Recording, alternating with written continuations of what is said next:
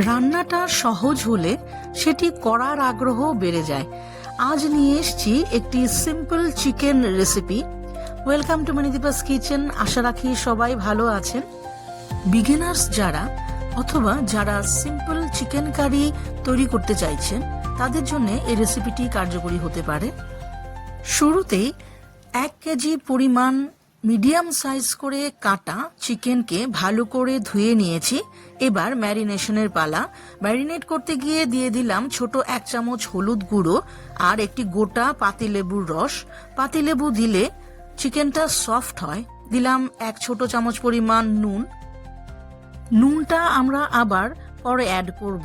দিলাম 1 ছোট চামচ পরিমাণ লঙ্কা গুঁড়ো আর এখানে সর্ষের তেল 4 বড় চামচ পরিমাণ দিয়ে বেশ ভালোভাবে চিকেনটাকে মেখে নিচ্ছি।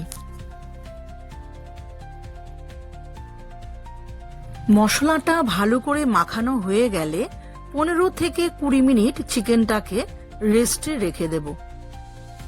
15 মিনিট পর একটি কড়াই গরম করে নিয়ে তাতে পরিমাণ মতো তেল ঢেলে দিলাম।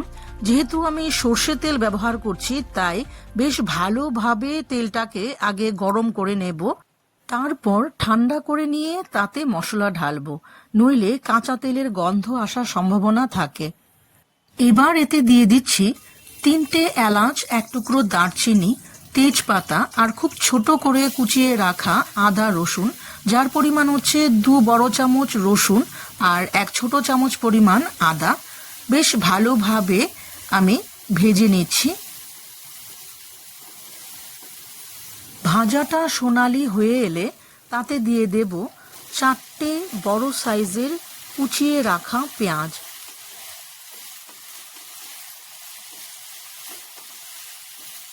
হালকা নেড়ে চেড়ে মশলার সাথে মিশিয়ে নিয়ে এর সাথে অ্যাড করছি 4টে কাঁচা লঙ্কা।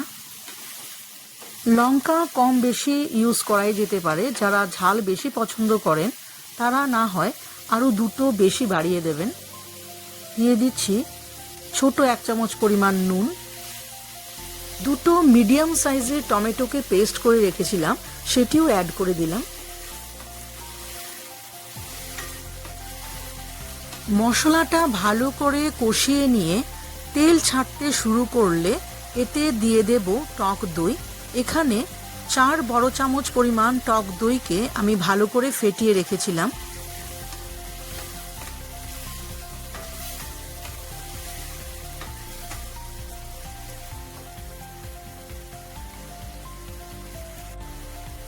দিয়ে দিচ্ছি বড় চামচের 1 চামচ জিরে গুঁড়ো। জিরে গুঁড়োটাকে মশলার সাথে হালকা ভেজে নিয়ে তার সাথে অ্যাড করে দিচ্ছি ম্যারিনেট করে রাখা চিকেন টুকরোগুলোকে। হলুদ গুঁড়ো আমি আর এক্সট্রা করে এখানে অ্যাড করিনি।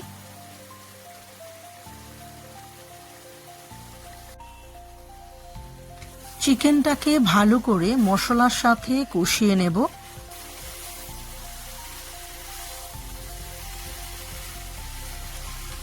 এইট্টি % পর্যন্ত চিকেনটা কষানো হয়ে এলে তার সাথে অ্যাড করে দেব আলু। এখানে 2টো আলুকে 4 টুকরো করে আমি কেটে রেখেছিলাম। চিকেনের সাথে আলুটাকে এভাবে ভেজে নিলে আলু আর আলাদা করে ভাজার প্রয়োজন পড়ে না।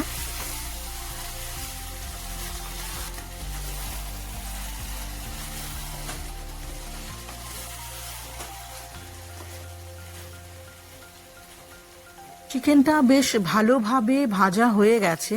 এবার এতে ঢেলে দিচ্ছি পরিমাণ মতো জল।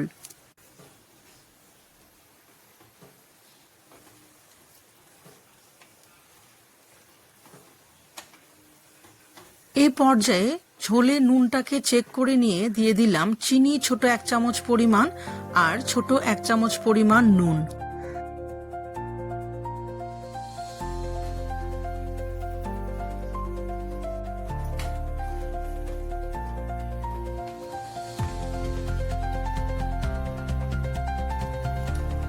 চিকেনটাকে ঢাকা দিয়ে ভালো করে সেদ্ধ করে নিচ্ছি।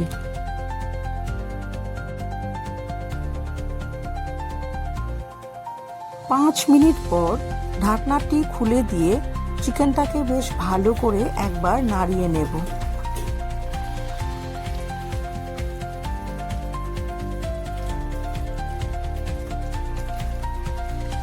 ঝোল আর মাংস যেন ভালোভাবে সেদ্ধ হয়ে যায় সেজন্য আবারও একবার ঢেকে দিলাম।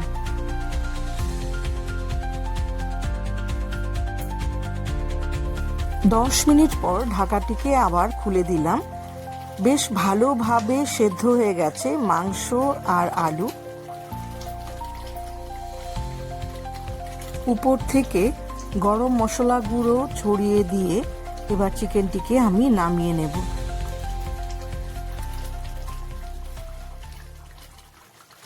আমাদের চিকেন কারিটি তৈরি হয়ে গেছে, সার্ভ করার জন্য একদম রেডি।